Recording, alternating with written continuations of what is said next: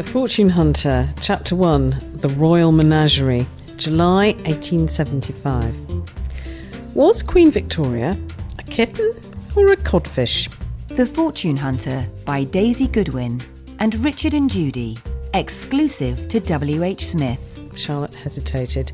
The monarch's chinless face did look remarkably similar to the glassy stare of the fish, but that would mean making the late Prince Consort a kitten, as that was the only animal she had left. It was hard to think of Prince Albert as a kitten. Well, hello everybody, and welcome once again to the Richard and Judy Book Club, which obviously implies that I'm here and Judy's here. Say hello, Judy. Hello. I wasn't expecting that. Oh, well, you know, we try and keep things fresh. And today's author, Daisy Goodwin, who's written this fantastic historical novel called The Fortune Hunter. It's got it all. It's got Sisi, the beautiful, unbelievably wealthy Empress of Austria. It's got Bay, a dashing British Army officer who meets her when she comes to England in 1875 to find excitement, which she's sadly lacking back at court. And what's fantastic, as you realise as you read the book, is that it's all true. These characters really lived and really did have this exotic year or two together. And Daisy's here as well to tell us about it. How did you find out about this story, about this extraordinary woman, Sisi, the Empress of Austria, coming to Victorian England for fun? Well, I first saw Sisi when I was 7 years old. I was having my tonsils out, and my father gave me a jigsaw puzzle of, there's a famous picture of Sisi wearing, she's got stars in her hair and this beautiful ball gown. And so I sort of remember spending, 3 weeks kind of putting this jigsaw puzzle together, and one of the stars was missing, so she sort of stuck in my head. And then later... And was she really that beautiful? She was astonishingly Because I've never seen beautiful. a picture of her. Well, when you see a picture of her, you'll see. I mean, she was called the most beautiful woman in Europe. Who did she look like? If she lived today, who would she be like? Imagine a sort of Rachel Weisz with ankle-length dark hair and beautiful eyes, very slender. Rachel Weisz did it for me, that's fine. You don't 19-inch waist. As they said, and Bay Middleton, Daniel Craig? Yes, I mean a little younger, yes, Daniel Craig, or even, Eddie Redmayne. Yeah. And Bay, who I mentioned, this very dashing army officer who, of course, was engaged himself at the time. He was sort of assigned to Sisi, wasn't he? Partly because he was called Bay, named after a famous horse of the day. He was named after a Derby winner, and he was called the best rider in England. Yeah. So they're both the best. They're both the best. She was beautiful, he was unbelievably dashing and athletic, famous ladies' man, and he was asked to be Sisi's pilot by Earl Spencer, who was Diana's great-great-grandfather. So, really? When you say pilot, that means outriding with her, making sure she jumped the fences properly and knew where she was. And knew where she was, didn't get lost in the field, someone just to kind of her minder, as it were. Was she sexually voracious? I mean, did she come here to have sex, basically, with dashing English officers? No, I don't think she did at all. I think she was in a very miserable marriage. She got married at 16. She'd had 3 children. Her husband Franz Joseph was very dull and very sort of particular about his job. Was he much older than her? He was only about 8 years older than her.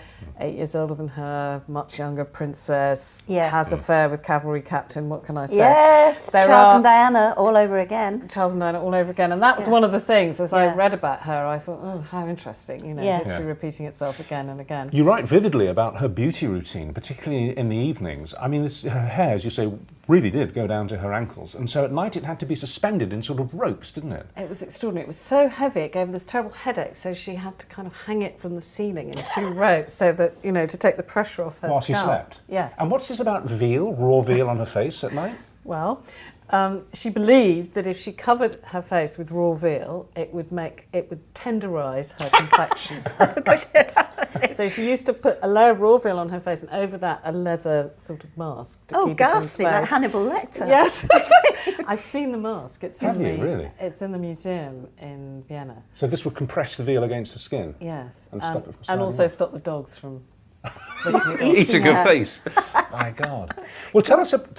Obviously, we can't give it away, but tell us a little bit about the romance, or the quasi-romance that begins to develop between Bay, who of course is betrothed to Charlotte, who he feels he's not good enough for financially. He's just on his officer's pay. How tempted is he by Sisi? Oh, he's completely tempted. She's his ideal woman. You know, she is, you know, she's rich, she's powerful, but most importantly, she's the most incredible horsewoman. So they have this bond that they both go riding together, and they know instinctively what the other person's going to do. So they have this extraordinary thing that brings them together, because hunting, which they both love, incredibly dangerous sport. It's a 19th century extreme sport. You know, the adrenaline's pumping. And of course that's fantastically sexy. So they have this real thing going on. But she's them. riding side saddle. Yes. I mean, which is phenomenally dangerous. Yeah. I mean, she was an incredible horsewoman. She was taught to ride by a circus artist, and she could do incredible things. She could sort of stand in the saddle. She would jump through flaming hoops, you know, back in Vienna. But what she really wanted to do was to ride as fast as she could. She had a sort of bit of a death wish, you know, and so hunting was all about, you know, taking it absolutely to the edge. Yes. When you decide to write a historical novel, obviously that means loads of research, presumably loads and loads and loads of research. Did you, when you say you were first inspired by the idea of Cece by this picture on a jigsaw puzzle that you got when you were very young, when you started reading about her, I mean, did it all fall into place with her and Bay Middleton? Absolutely. Really? So basically the story that you're telling is that obviously it can't all be 100% true, but it is basically what happened. There was a strong passion between the two of them. Oh, without question. And I mean, there's no actual evidence that they had an affair. However, I thought there wasn't. So I sort of supplied it. I mean, everybody at the time thought they were having an affair. That's one quite good indicator. But then I went to give a talk about the book, and at the end of the talk, somebody came up to me and said, I am Bay Middleton's great-great-granddaughter. Oh, wow. Really? And Wow. here is the ring that Cece gave Bay. And it was this big gold ring, and it had his name spelt out in diamonds on it, B-A-Y. Gosh. And at that point I thought, okay, They had to have done it. yeah, there's no question about it. I mean, it was the most, I thought that was very telling evidence. And also, apparently there'd been a huge amount of letters which had been burnt by Bay's daughter. So I think I felt pretty confident when I saw that ring that I was on the right track. But just to talk about you to finish with, I mean, you're, without going into all the awards that you've won and been nominated for, you're a very impressive television executive in this country, with production companies under your belt and all the rest of it. I mean, that's your world, that's your milieu. You have a hit series behind you.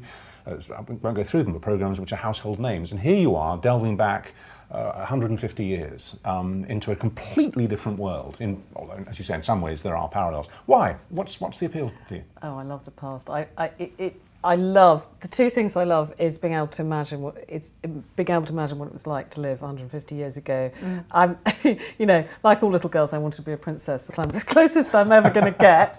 And the second thing is that if you work in a world where you're surrounded by people and you're always making decisions, there's something very wonderful about just sitting there on your own with a page and just. And you can do what you like with it, can't you? Exactly. Within reason, you can do what you like Exactly. with it. Yeah. I know what you mean about that, though. I mean, the book I've just written involves the Kennedys, and I kind of vicariously get to meet the Kennedys because I can play with them. They're real people in real situations. So you must have felt just the same. You're actually meeting Cece. Yes, you're I'm in her meeting room. Cece. Yeah, Absolutely. it's a great feeling, isn't it? And Queen Victoria, Yeah, of course. And I really, and I think as you write about people, you really get a sense of who they are. Yeah. Bay is a wonderful name, and in fact it's reasonably popular among posh people now, isn't it, Bay? Kirsty For a boy. Allsop. That's right, Kirsty Allsop. Not that I'm calling her, well, she is quite a posh She's person. quite posh. A lovely person, but Bay. But it's she her son. is Bay Middleton's great-great-granddaughter. No. Yes. I didn't So realize that's so why- hence the Bay. Yeah, hence the Well, Bay. there you go. Shot in the dark, Judy. I love it. Goodness. Well, How ladies and- exciting. Gentlemen and boys and girls, it's by Daisy Goodwin. It's called The Fortune Hunter. It's an absolute romp and a real insight into life at the top echelon 150 years ago. And as I said earlier in the interview, in some ways it's totally changed and we'll never recover those days and moments. But in other ways it hasn't changed a bit. And it's a romp of a read. Thank you very much.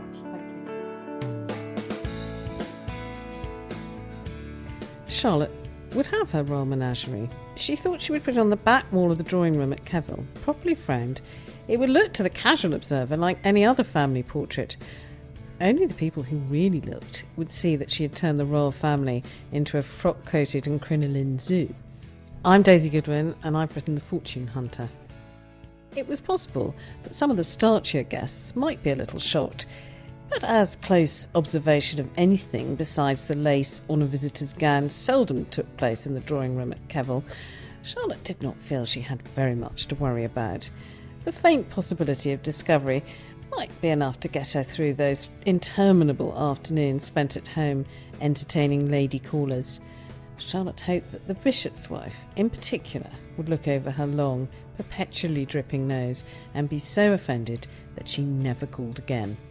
Well, because I have a full-time job, I don't write every day, but when I do write, I have one very strict rule, which is I have to write 1,000 words. So whatever it is I'm doing, I have to write 1,000 words, which sounds sort of a bit reductionist, but it's brilliant. It works for me because it means that, you know, if I do that, and I do that 3 or 4 times a week, then, you know, in 6 months I'll have a novel.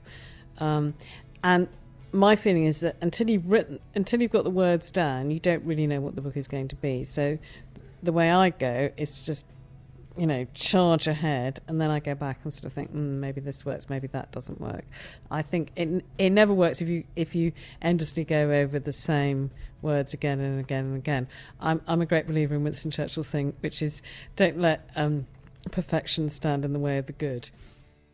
Oh, you've got to start. I mean, the only way you're going to know if you can write is to get the words down on the paper. I mean, I once made a documentary about Kingsley Amis, and he said, you know, that his writing routine was every morning he would write. Every morning he'd write 1,000 words in the morning.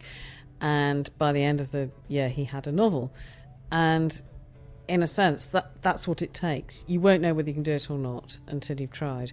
And I think a lot of people are terrified of even trying. And if you don't try, you'll never know whether you've got it in you or not.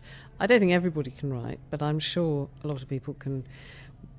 I think too many people are thinking about having written a novel and being a novelist instead of what they're actually going to write and how they're going to do it. So I think, you know, forget about all the sort of the publication parties and being a famous author. Just think about what's the next word you're going to put down on the page.